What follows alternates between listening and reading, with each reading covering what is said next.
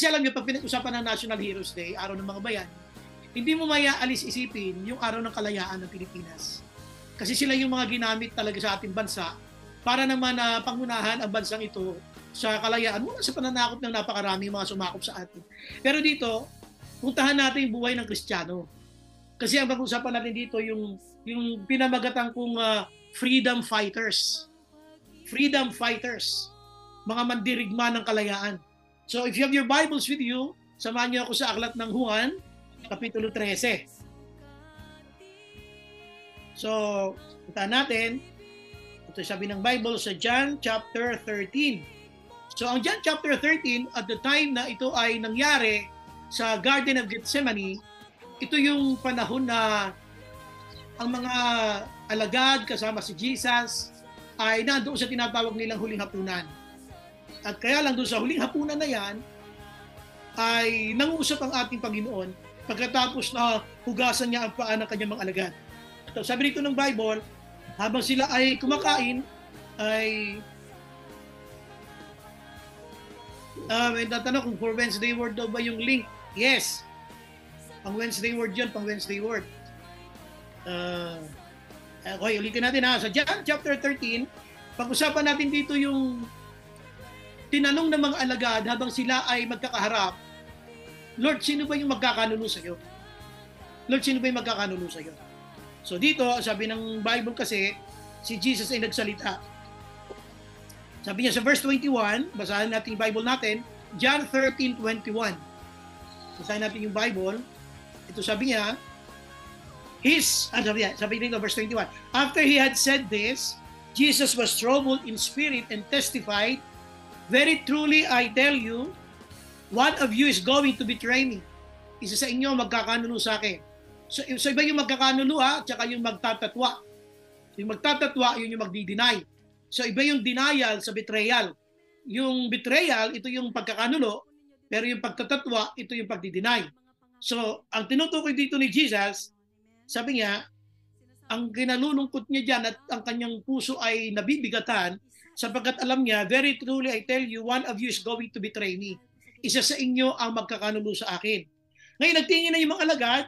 Sabi ng Bible, his disciples stared at one another at a loss to know which of them he meant. So, nagtinginan sila. Sino kaya tinutukoy dito ni Lord na isa sa atin ang magkakaroon ng pagkakataon pang magkanulo sa ating Panginoon? So dito, sabi ni Simon Peter, motioned to this disciple, Simon Peter motioned to this disciple and said, ask him which one he means. So, ang tinutukoy dito na si Peter ay sinenyasan si Juan. Sabi niya kay Juan, pakitanong mo nga kay Lord kung sino tinutukoy niyo magkakanulo sa kanya. Pati sila kasi nataranta. No? Pati sila nataranta. So dito, basahin natin, leaning back against Jesus, he asked him, Lord, sino to? Habang siya ay nakasandig sa Panginoon, sa dibdib ng Panginoon, ay nangusap si John. Sabi niya rito ay, Lord, sino po yun? Sabi niya, Lord, sino po yung tinutukoy niyo? 26, sinabi na ni Lord. Jesus answered, it is the one to whom I will give this piece of bread.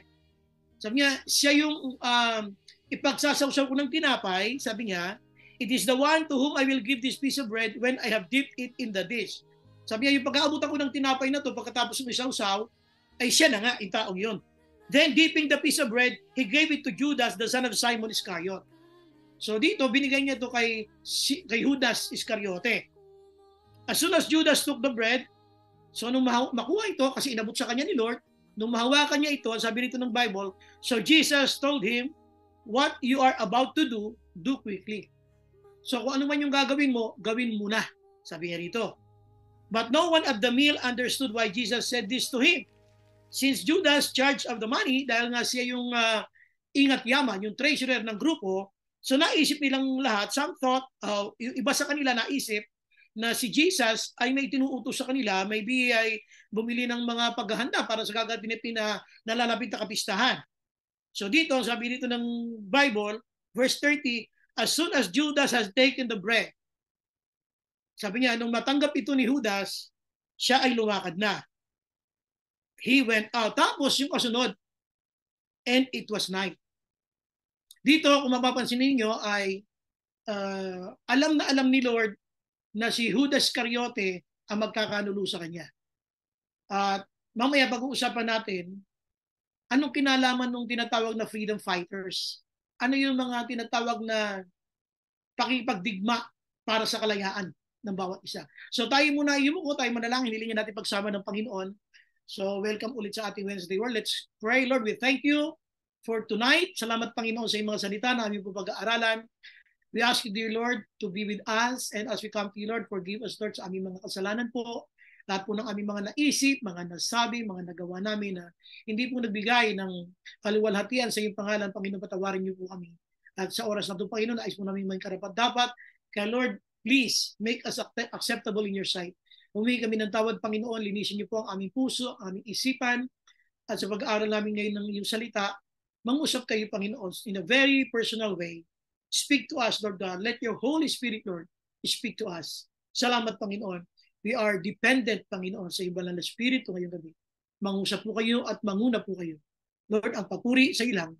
Kami, Panginoon, ay turuan mo at tulungan mo na maintindihan namin na yung mga salita. Para po lamang sa iyong kalauhalian, ito po kami dalangin sa pangalan ni Jesus. Amen. Amen. Palakpakan naman natin si Lord. Palakpakan naman natin. Kahit nasa kayo dyan, palakpakan naman natin si Lord. Okay. So, pinag-uusapan natin dito, ulitin ko lang ulit, ay tinatawag natin mga freedom fighters. So, nandiyan sino ba mga nandiyan? Si Ate Mumay. Hi Mumay, good evening. Hello. Hello Ate Mumay. Nandiyan ka ba? Good evening po. Hi, good evening. Si Christine Dizon, nandun din. Hi Tin, good evening. Hello Tin. Good evening po. Ayun, magandang gabi. At least, nandiyan sila. Ayun, si Shara, nandiyan na rin. No? Okay. Tsaka si Ranchi. Ay, paalala ko lang ha, Mumay, Ranchi, Shara, after ng ating Wednesday Word, paiwan kayo. Ang deacons ay kakausapin kayo. So, please, paiwan kayo after ng Wednesday Word. Okay? Sige, tuloy tayo sa ating pag-aaral ng mga salita. So, pamagat natin ngayong gabi ay freedom fighters. Ito kasi ay senaryo sa tinatawag natin na upper room.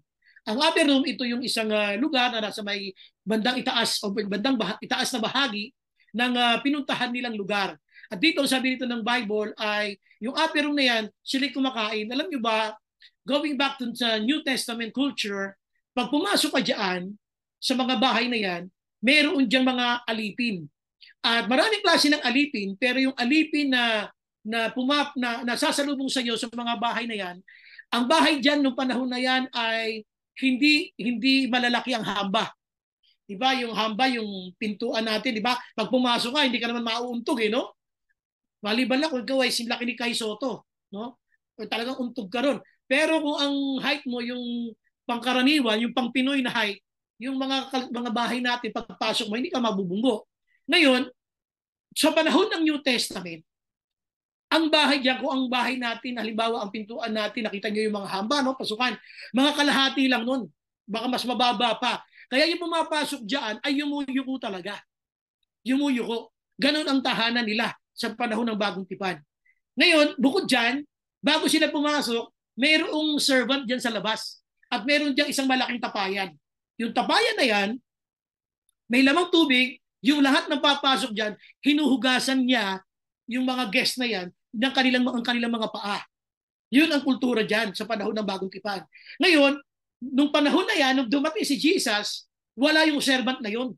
Wala yung servant na yun. Kaya ang nangyari, pumasok silang lahat, humarap doon sa pagkain na puro marurumi ang paa. So habang silang lahat ay kumakain, ang nakapansin lang na marurumi ang paa nila si Jesus. Kaya si Jesus, ang ginawa, ay iniwan yung kanyang pagkain, tumayo at naglagay ng tubig sa palanggana, at pagkatapos siya maglagay ng tubig sa palanggana, kumuha rin ng tuwalya at isa-isang hinugasan ang paa ng mga alagad. At alam din naman natin ang kwento, pagdating kay Peter, sinansala niya. Sabi niya, Lord, kayo pa ba maghuhugas sa paa ko? Sabi niya, wag na po. Sabi niya, hindi ko po pahugasan ng paa ko. Sabi niya, pagka hindi mo pinahugasan sa akin ng paa mo, wala kang bahagi sa akin. Naku, sabi niya, napaka-impulsive talaga ni Peter. Paliguan niyo na po ako. Sabi niya, paliguan niyo na po ako. Ganon siya. Ngayon, madaling salita, naupo si Jesus uli. Pagkatapos ng pangyayaring yan, at nung siya maupo, sinabi niya sa kanyang mga alagad, So nakita niyo na yung ginawa ko? Sabi niya, kasi ako'y tinatawag ninyong guro. At tama, kayo ako nga ay guro. Pero sabi niya, sana gayahin ninyo kung ano yung ginawa ko. Ngayon, so habang sila kumakain na, yung kanyang spirit was in trouble. Bakit? Sabi niya, sa kabila, pansin niyo ito ha, sa kabila ng nilinis niya ang paa ng mga alagad niya, sa kabila na silang lahat ay nasa pagkainan, sa kabila ng ginawa niya isang napakahirap na bagay para sa mga alagad niya, itong mga alagad pa rin niya ay isa sa kanila ay naisipan pa siya ipagkanulo. So dito, kung titignan mo, parang hindi yata tama. Bakit ipagkakanulo si Lord samantalang sobra-sobra yung kanyang sakripisyo at that time? Ngayon, bakit natin sinabi sobra-sobra ang sakripisyo? To be a servant, yung klase ng servant, kasi maraming ang servant, to be a servant, katulad ng paghuhugas ng paa ng malagad, is the lowest kind of job, yung pinakamababang uri ng trabaho na pwedeng gawin ng isang servant. Ang maglinis ng paa ng mga alagad. Yun yung pinakamababang uri. May mga servant na pinagbubukit, may mga servant na pinagtitinda, pero yung servant na tagalinis ng paa is a different kind of servant. At yun ang pinakamahirap na uri ng servant na ginampanan ni Jesus, yung hugasan ng paa ng mga alagad.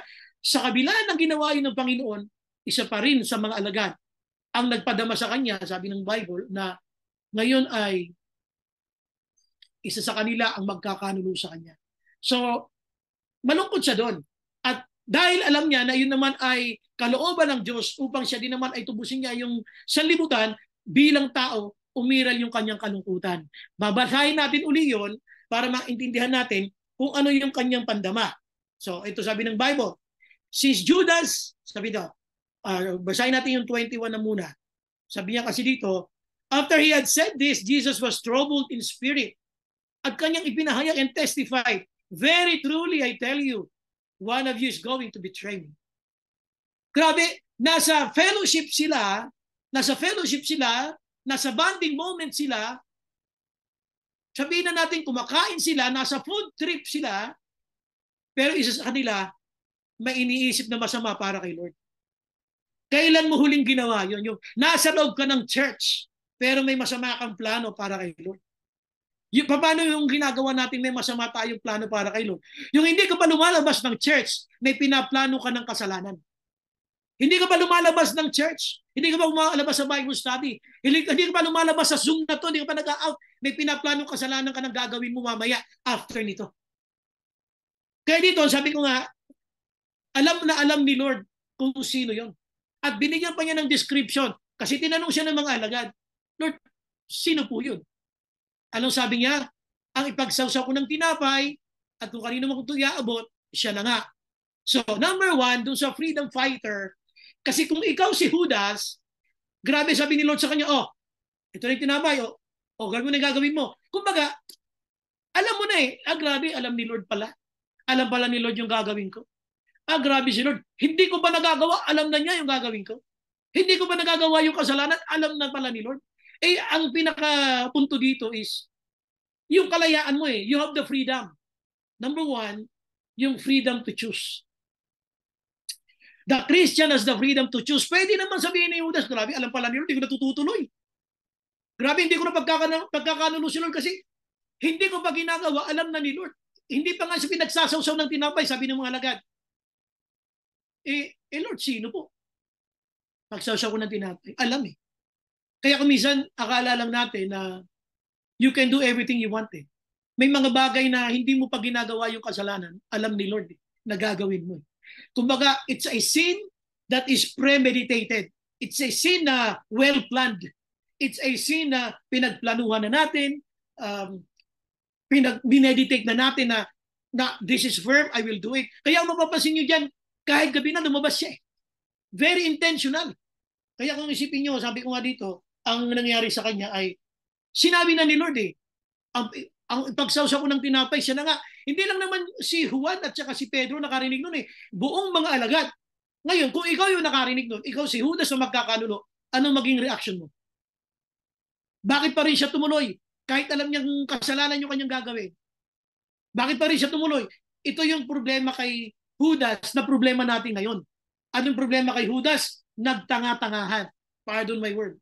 Nagtanga-tangahan. Ang Christian, pardon my word, pag nagtatanga-tangahan, ayaw natin talagang sundin si Lord. May sinasabi na si Lord Narinig mo na ang salita ng Diyos, nangusap na siya sa iyo, kinunvict ka na niya, narinig mo na sa iba't ibang klase ng sermon sa online, sa offline, nakita mo na sa YouTube, nakita mo na sa Facebook, nakita mo sa Instagram, the Lord is speaking to you, nabasa mo na sa verse sa Bible, na nakasama siya isa sa mga lyrics ng isang kanta. Pero wala eh. Pinipili pa rin natin talagang piliin ang gawin ng mali. The Christian has the freedom to choose. Lalong-lalo na nung alam mong ikaw ay tinubos ni Kristo, you have the power in you. We have the power in us in the name of Jesus. Pero why do we continue choosing what is wrong? Kaya, alam niyo ba, when we continue to choose to do what is wrong, wala kang confidence mag-pray. Wala kang kumpiyansang manalangin because we know that we are all living in sin. That we are committing sin, we are intentionally doing sin. Katulad nitong si Judas. Narinig niya na eh. When was the last time you heard the word of God and yet you still pursue doing what is wrong?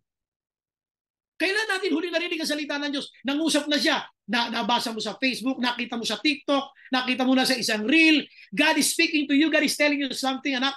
Stop it. Don't do it. It's wrong. Wow naman. You can still choose what is pleasing to God.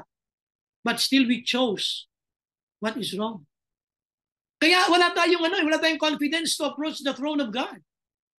Wala tayong kumpiyansa. Nanghihina tayo, hindi pa tayo nag-umpisang mag-pray, parang pinanghihinaan ka na ng loob kasi alam mo na nadya ka katulad ni Judas eh. Kasi alam mo sinadya mo eh. The Christian has the freedom to choose. Meron tayong kalayaan mamili. Ngayon, sasabihin natin, bakit pastor nagagawa ko yung mali? Hindi lang naman ikaw nakakagawa. Even Paul, sinabi niya sa book of Romans, chapter 7, kaya ko mag-isip ng tama, pero nagagawa ko yung mali. Itong bago-bago pa lang Kristiyano si Paul. Pero as he matures, ganun din tayo, habang tayo nagmamature, alam mo na yung kahalagaan ng pananalangin, alam mo na yung kahalagaan ng quiet time mo, alam mo na yung kahalagaan ng pagbabasa ng Bible, that will make you stronger. Pero kung ang lagi natin pinanonood, puro K-pop, tapos wala tayong ginawa, kundi abangan si Batang Quiapo, ano mangyayari sa atin doon? Dapat dito, ang iniisip na nito, how can my faith become stronger? You have to question yourself, why do I keep doing what is wrong when I know what is right? Alam ko naman yung tama, bakit kumpiyansa ako at kampante ako, ginagawa ko yung mali? We have the freedom to choose. You should be a freedom fighter. Dapat pinaglalaban mo yung kalayaan mo. Dapat inilalaban mo, hindi ka pumapayag na yung pagkakatubo sa iyo ni Lord ay parang nawalan ng kabuluhan. Binigyan niya tayo ng kalayaan. Dapat tayo maging strong. So dito sinasabi lang natin is the freedom to choose. So sabi nga natin, under the freedom to choose, hindi lang yung sinasabi natin na tayo ay katulad ni Judas, narinig natin, pero para tayo walang narinig, inilaban pa rin natin, tinuloy pa rin natin. Sabi nga natin dito, ito yung nagtatanga-tangahan. Sometimes the Christians acting like foolish. Sometimes we intentionally act like we are, pardon my word, that we are stupid.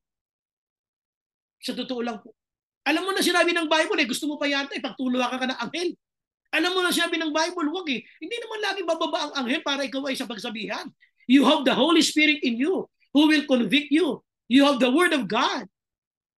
You have the Spirit of God that is telling you, hey, don't do it, it's wrong. So isa dito, sabi ko, under niya sinasabi natin na unang-una yung freedom to choose, yung tayo ay nagtatanga-tangahan. Number 2, narinig niyo na ba yung salitang tengang kawali? Uy, sa Bulacan, sa amin sa Malolos, alam namin yung salitang tengang kawali. Tanungin nga natin yung mga taga Bulacan dito, parang si Doña Mina lang naman. Ate Mina, pag sinabi nga nagtetengang kawali, ano po ba ibig sabihin nun, Ate Mina? Ano? Pinapariwala, Pastor. Yes, pinapariwala, para walang narinig. Kunyari, walang narinig. Yun, tama yun ha. Una-una, nagtatanga-tangahan. Number 2, yung nagtetenga-tengahan. Yan yung tengang kawali. Nagtatanga-tangahan. Number 2, nagtetenga-tengahan. Yung kunyari walang narinig, patay mali siya. Alam mo na eh, pinituhan ka na ng MMDA eh. Kunyari wala kang narinig eh. Diretso ka pa rin eh. Minsan ganun tayo eh. Kunyari wala kang narinig, mahirap na eh. Sabi nga ng mga nakita ko sa Sa TikTok, huwag kang lilingon. Huwag kang lilingon. Yari ka pag lumingon ka. Mahirap talaga yun. So, ang sinasabi lang natin dito is, hindi lang yung nagtatanga-tangahan tayo, nagtitinga-tingahan. Alam na natin na sinabi na ito ng Bible na kung sino ang magkakanulo. Sinabi na niya, ang description, ang ipagsawsaw ko ng tinapay, ano pa, at yung abutan ko. O ngayon, ikaw ngayon yung inabutan. O ano pang masasabi mo ron? Grabe Lord, sorry po. Ibig sabihin, Lord, habang naghuhugas ka ng paa ng aming mga alagad, alam mo na ako magkakanulo sa'yo? Alam ni Lord lahat. Sa totoo lang, alam ni Lord lahat. Iniisip mo pa lang, hindi mo pa ginagawa, gagawin mo pa lang, alam ni Lord lahat.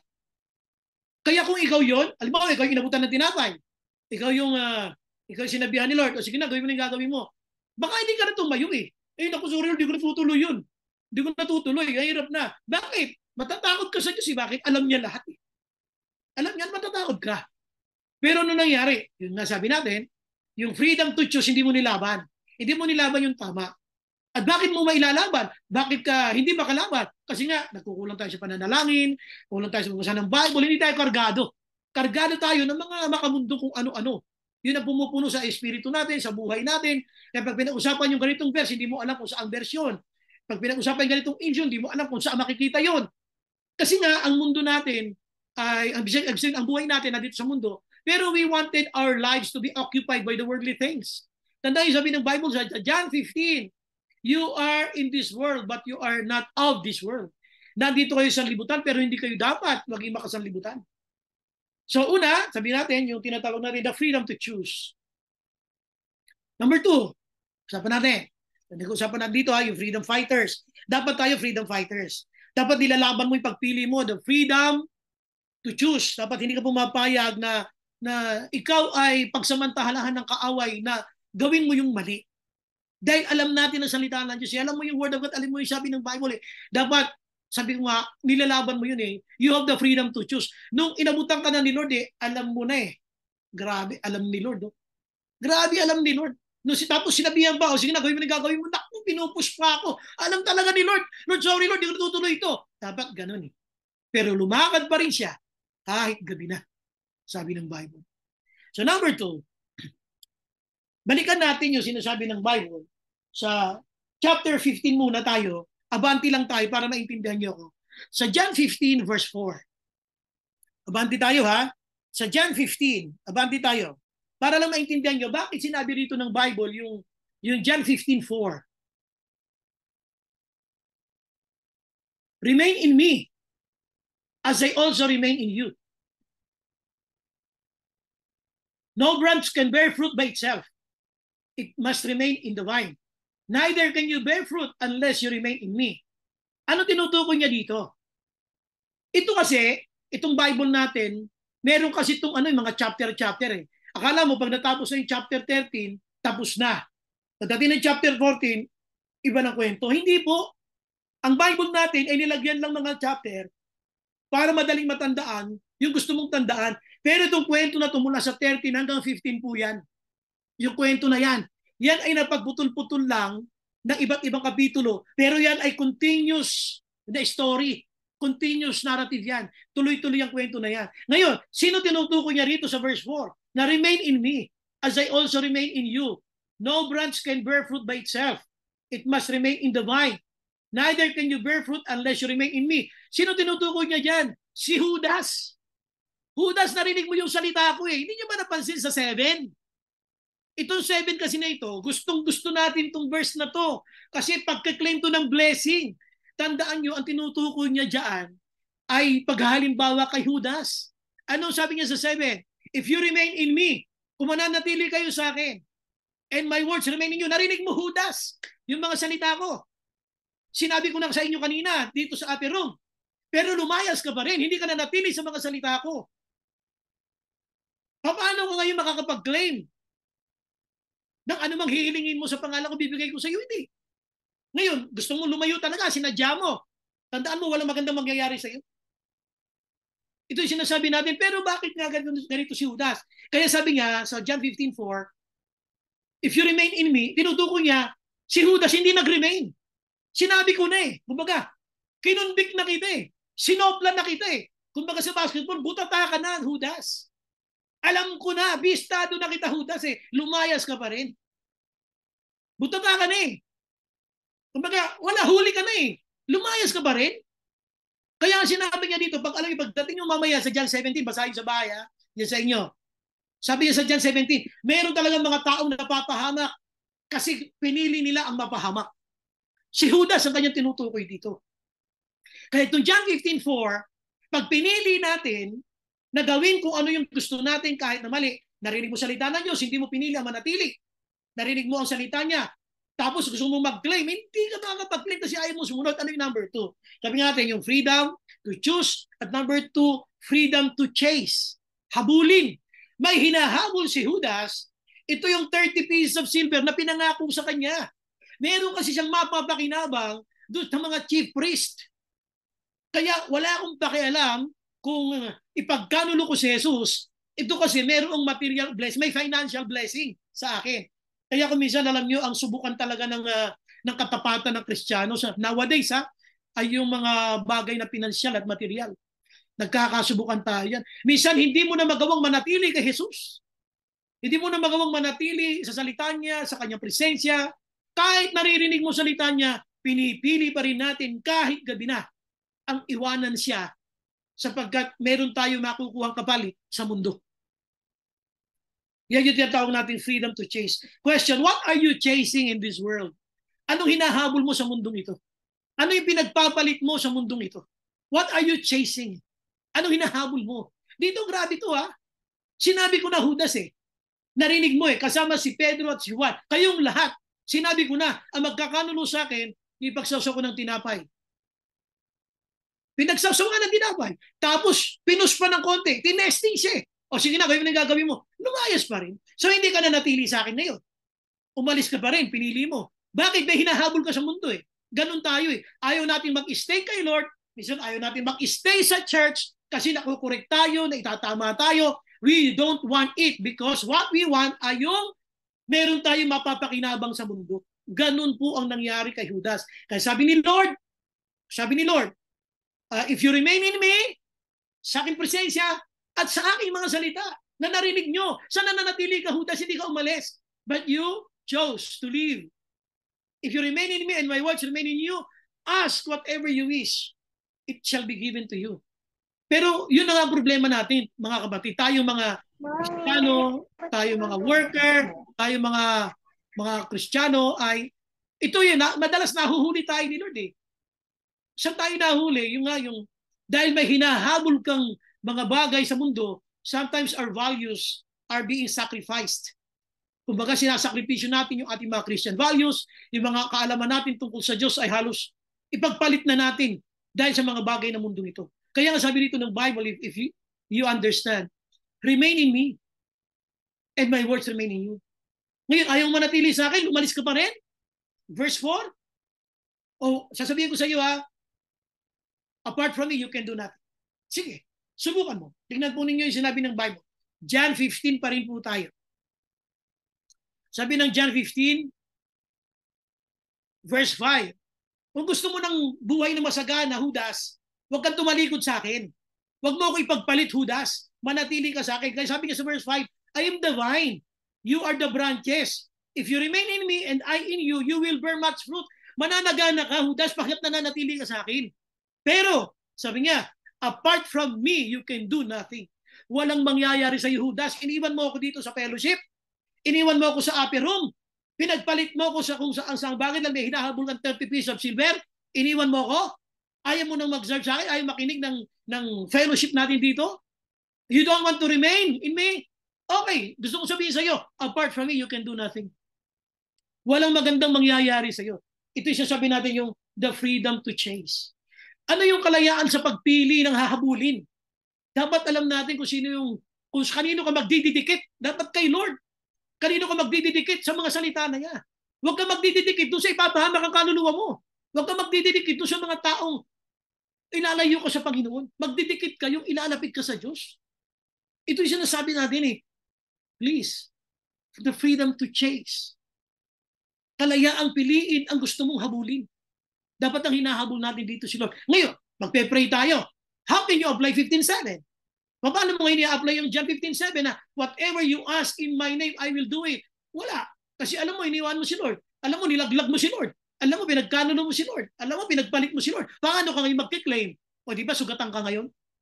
Di ba, para kang napapahiya pa kay Lord? Ito yung mga talata na misa dadampot-dampot lang tayo. Akala natin, tama na to. Hindi ganun ang Biblia. Sunod-sunod po yung kwento na yan. It's a continuous narrative. Kaya sana maunawaan natin na yung gabi na itong pangyayari sa upper room, hanggang chapter 15 po yan. Hindi po yan naputol sa John chapter 13 lang. Tuloy-tuloy yan na pagpapaliwanag ng ating Panginoon sa buhay natin. Kaya, siguro sa about time, tanungin natin sarili natin.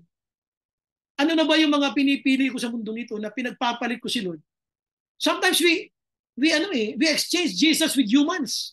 Sometimes we exchange Jesus with material things. Sometimes we exchange Jesus with other financial things. Any worldly thing, pinagpapalit natin si Lord eh. Sabi na ni Lord, apart from me, you can do nothing. Dapat ako yung pinakahabulin mo. Bakit? Ako yung blesser. Ako yung nagpapala, hindi yung blessing. Dapat yung pagpapala, hindi na hinahabol mo. Dapat ang pinahabol mo, yung nagpapala. Dapat hindi yung mga nilikhang bagay lang ang hinahabol mo. Dapat ang hinahabol mo, yung manlilikha.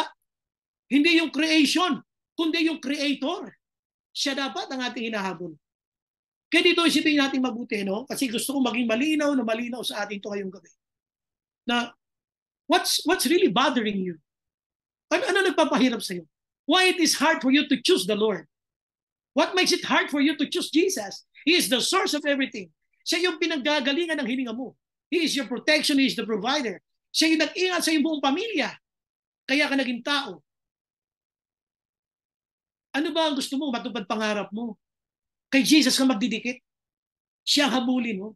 You have the freedom to chase. Meron kang kalayaang habulin kung sinong ipipili. Dapat matagpuan ni Lord na grabe to. Tinesting ko lang po si Judas eh. Siguro kung kayo yun, baka isauli niya yung tinapay, Lord, sorry po Lord. Hindi na po Lord, sorry po. Alam mo pala yung plano ko Lord, paglabas ko dito sa fellowship natin. Lord, hindi ko na po tutuloy Lord kasi nga, makukonvict ka eh. Sinabi na ni Lord, ang ipagsawsaw ko ng tinapay, siya na nga. O pinagsawsaw ng tinapay, iniabot. Pagkaabot, sinundan pa ni Lord. Sabi niya, sinalakad ka na, gawin mo na gagawin mo. Mapuputs ka talaga eh. Pero tingnan nyo naman. Ang sabi rito ng Bible, alam ni Lord lahat. Kaya ikaw ang isipin mo, tatanong ka, grabe, alam pala ni Lord yung plano ko. Kaya kung ikaw yung inabutan ng tinapay, tsaka hindi ka tutuloy. Sabi mo, Lord, baka mapaluhod ka sa kanya. Lord, sorry po, Lord. Alam mo pala yung plano ko, Lord. Sorry po. Pero si Judas lumakad kahit gabi na. It was night. So sabi natin dito, ang ating team ay freedom fighters. Mga mandirigma ng kalayaan. Dapat masapuan ni Lord na tayo ay nilalaban mo yung kalayaan mo na naranasan kay Kristo. Ito sinabi natin, freedom to choose and freedom to chase sa paghabol. At ang pangatlo naman, yung freedom to change, pagbabago. Kalayaan para magbago. Saan yun? Balik tayo ulit. Doon sa John 13 na tayo ulit. Balik tayo sa John chapter 13. Ito sabi ng Bible. Basahin natin yung sabi ng verse 20. John 13 verse 20. Very truly I tell you, sabi ni Lord, very truly I tell you, whoever accepts anyone I send accepts me. And whoever accepts me accepts the one who sent me. Ngayon, pagdating dito sa 21, after he had said this, Jesus was troubled in spirit and testified. Grabe naramdaman niya, nabigatan talaga siya. Naramdaman niya, tutuloy si Judas. Sa kabila ng gagawin niyang pangkumbikta, sa kabila ng gagawin niyang testing, hindi papasa si Judas. Alam niya, tutuloy si Judas. Kaya nga, inopen na niya eh. He testified. Sinabi niya sa kanila, very truly I tell you, one of you is going to betray me. Merong isa sa inyo dito na ipagkakanulo ako. Kaya nagtanungan sila. Pero alam natin uli ang kwento, sino ba yun? Si Peter ba? Si John ba? Hindi. Si Judas. Ngayon, sabi nito ng Bible, tingnan uli natin, verse 24. Verse 24. Simon Peter motioned to this disciple, Baga, sinenyasan niya si Juan. Sabi niya, ask him which one he means. Tanong mo kung sino tinutukoy niya. Kaya si Juan na nakahilig sa dibdib ni Lord, pinanong niya, Lord, sino mo ba yun, Lord?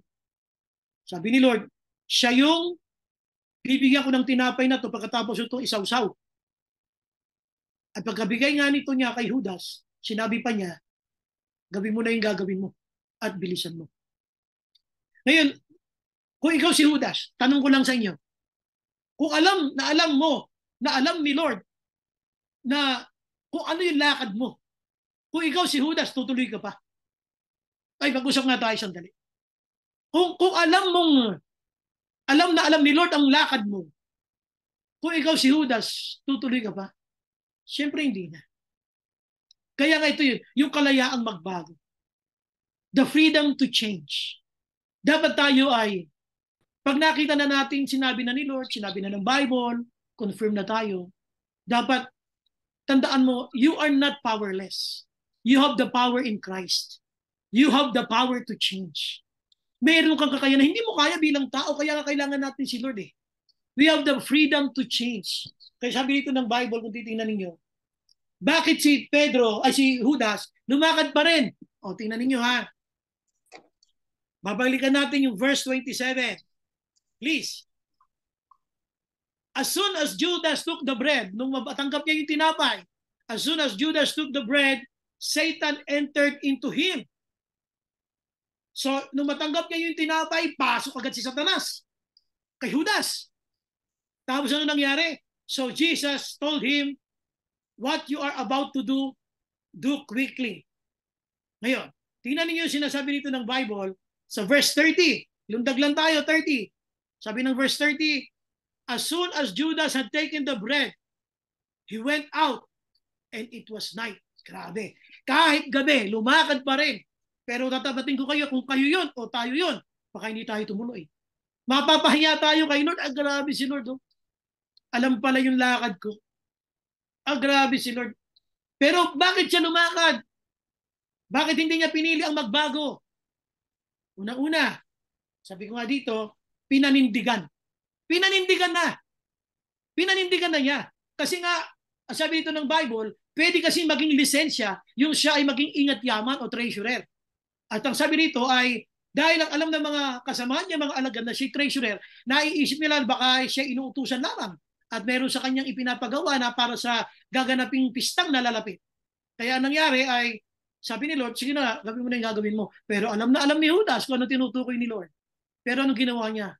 Kahit gabi, lumakad pa rin siya. Pinanindigan. Tanong, bakit pinanindigan? O, puntahan natin yung sa Matthew chapter 26. Samahan niyo ako ha. Para lang maintindihan niyo ako bakit niya pinanindigan. Hihiram tayo ng verse sa Matthew. Sa Matthew kasi, naghahanap ng pagkakakitaan itong si Judas. Naghahanap ng pagkakakitaan si Judas. O pag binasa niyo yung Matthew chapter 26, Matthew 26, ito sabi ng Bible, puntahan natin yung verse 14.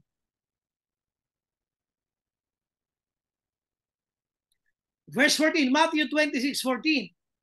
Then one of the 12, isa sa mga alagad, the one called Judas Iscariot, went to the chief priest. Anong dahilan ba siya nagpunta sa chief priest? He asked, sabi niya, ito na, what are you willing to give me if I deliver him over to you? Anong kapalit? Ito na.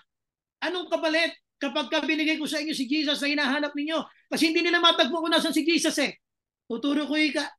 Naging makapili dito si Judas. Tinuro niya si Lord, naging makapili. So sabi niya rito, so they counted out for him 30 pieces of silver. Yun ang kapalit. Bakit pinanindigan? Meron kasi siyang mapapala. Kaya kumisan tayo kahit alam natin kasalanan, kahit alam natin na ang conviction ni Lord nandoon, bakit hindi natin pinipili ang magbago? Kasi meron tayong napapala. Pinaninindigan natin kahit mali. Pinaninindigan na natin kahit alam natin si Lord ay naiinsulto na, si Lord ay masasaktan kasi pinaninindigan na natin. Ilang beses nakita natin ang ating mga sarili, pinanindigan natin ng mali. Ilang beses Kakausapin ka ni Lord sa iyong prayer. Anak, pinaninindigan niyo yan, Manuel, mali yan ha. Siya nilalaban natin, bisa nangangatwiran pa tayo. We try to reason out even if it is wrong. So, yung freedom to chase kanina, kaya hinahabol kasi nga meron kapalit. Ngayon, bakit naman yung freedom to chase hindi niya magawa yung magbago? Kasi nga may mapapala. Ano ba yung mapapala natin? Bakit ayaw natin magbago? Kasi meron tayong mga nakukuhang quote-unquote blessing kahit ang Diyos ay nasasaktan. Meron tayong napapala sa mundo, kaya inilalaban natin. So, ano pa nangyari dito? Sabi natin dito, yung freedom to chase na hinabol niya para makuha niya yung 30 pieces of silver, talagang kahit gabi lumakad, hindi talaga siya nagpasyang magbago. Yung kalayaang magbago, hindi niya pinili. Hindi talaga. It was night, kahit gabi na, lumakad pa rin siya. So, sa ilalim niya, makita niyo yung pinanindigan, pero pagkatapos no, hindi lang pinanindigan, tandaan po ninyo ha, ano nangyari kay Judas? Nung hinahuli na si Jesus, di ba sabi ng Bible, he was in remorse. He was in remorse because they captured an innocent man, ang sabi niya. Binihag nila ang isang taong inosente. Kaya he was in remorse. Pag sinabing remorse ay extreme grief. Sobrang pagdadalamhati ni Judas sapagkat kanyang naipagkanuno ang Panginoon. Alam niyo, ang isang totoong Kristiyano, pag nakagawa ng kasalanan yan, hindi yan natutuwa, nagdadalamhati yan. Nalulungkot yan sa buhay niya na nagkasala siya, na bigo niya ang Panginoon. Ngayon, ito naman ang nangyari. So, siya nga ay nakakaroon ng 30 pieces of silver. May napala nga, may napakinabang nga doon sa hindi niya pagbabago. Sabi natin, pinangatawanan. At ano nangyari? Nag-suicide siya. Yung pagpapalang sinasabi niya, yung ipinagpalit niyang bagay, ay naging dahilan ng kanyang kapahamakan. Hindi lang pinanindigan, ito ay naging panandalian. Hindi lang pinangatawanan, ito rin ay panandalian. Ano nangyari? Ikipinahamak niya. Ikipinahamak niya yung bagay na kanyang pinanindigan. I do pray na tayong lahat na mga anak ng Panginoon, hindi tayo mahirapang lumapit sa Diyos kasi pag alam nating mali yung pinagagawa sa atin ng mundo, we learn how to say no. We should learn how to say, sorry, hindi yan gusto ng Panginoon ko. Dapat we do our best to obey the Holy Spirit, convicting us with the wrongdoings that we're doing to stop it. We should stop doing the wrong things. Sana makita ng Panginoon sa atin na yung freedom na binigay niya sa atin, tinubos tayo sa krus ng Kalbaryo, we have now the freedom to choose. You have now the freedom to chase. Habulin kung anong nararapat habulin. Dapat ito ay ang kanyang mga tagubilin. And freedom to change. Kalayaan para magbago. Hindi para tayo ay mapahamak. Tandaan niyo, nung pinanindigan, anong nangyari? Panandalian. Pinanindigan para sa panandalian. Napahamak. Bakit? Nag-suicide siya eh. Could you imagine, nasira ang buhay niya? Yung mga bagay na pinagpapalit mo sa Panginoon ay pwedeng maging dahilan para masira ang buhay mo. Ang dami. Material blessings daw, pero nalayo sa Panginoon. Blessing daw, pero nawala sa church. Blessing daw, nawala sa Bible study. Blessing daw, nawala sa mga gawain. Anong blessing? Sinasabi mo, nalayo ka sa gawain ng Panginoon. Ang tutunay na pagpapala, inilalapit ka sa Diyos. Ang tunay na pagpapala, higit kang naglilingkod sa Panginoon. Ang tunay na pagpapala, lalo mong napaparangalan ang Diyos na nagbigay ng pagpapala. Sana maunawaan natin itong lahat. Para hindi ka kinakabahan na kung mananatili ka sa akin at sa aking mga salita, ano mang hiningi mo sa pangalan ko, bibigay ko sa iyo. Kasi pinipili mo ang manatili sa fellowship. Pinipili mo manatili sa presensya ng Diyos. Pinipili mo makinig sa salita ng Diyos. Amen. So ano uli ang ating team? Freedom Fighters. So, number 1, the freedom. Ano nga yung, mag-unmute nga kayo. Mag-unmute kayo. Ano yung number 1 natin? Ang number 1 natin ay freedom to? Choose. Freedom to choose. Number 2? Freedom to chase. Freedom to chase. Habulin. And number 3, freedom to? Freedom to change. Talagayaan para tayo ay magbago. Let's not continue the wrong things that we're doing. Kasi pwedeng yan ay pinaninindigan mo lang, pero dapatin kita, katulad na nangyari kay Judas, ito ay panandalian lang. At pwedeng ikapahamak ng ating buhay. So ano ang ating conclusion ngayong gabi? Ang conclusion natin ay ito. The Christian has the freedom from sin, not the freedom to sin. That the Christian has the freedom from sin, not the freedom to sin. Ang Kristiyano ay may kalayaan mula sa kasalanan, pero hindi kalayaan para gumawa ng kasalanan. Amen. Okay, magandang gabi sa inyo lahat. I pray na ang pagpapala ng Diyos ay bulos niya sa JCIWC family. Sa inyo lahat, sa inyong mga pamilya, sa inyong mga relatives, to all our friends, or to all our churchmates, mga kaibigan niyo, makarapin sa kanilang pagpapalang to. Sino man manonood ng ating video tonight, I do pray that everybody will be recharged through the Holy Spirit. At ano man ang mensahe na ito ng Panginoon, this is a message directly from the Lord na nais siya iparating sa atin. Nagpapasalamat po kami, Lord God, sa pagkakataong ito, Lord God, sa lahat po ng aming pinag-pray, Panginoon, at nabanggit man or hindi, Panginoon, we know, Panginoon, Lord God, ay ko po yung Diyos na aming buhay. Alam niyo po, Panginoon, kung ano po yung mga laman ng puso namin, lalong-lalo na po, Panginoon, kung alam niyo po, Panginoon, kung ano po yung gusto niyo, Panginoon, sa JCIWC, Lord God, hayaan niyo po, Panginoon, na magawa po namin yung kailangan po namin gawin, Panginoon, para mapalago yung church, Panginoon. Maraming salamat, Lord God, sa iyo po namin naari ang mataas papulitas salamat pagsamba in Jesus' name. Amen. Amen. Amen. Mga pangako mo, liwanag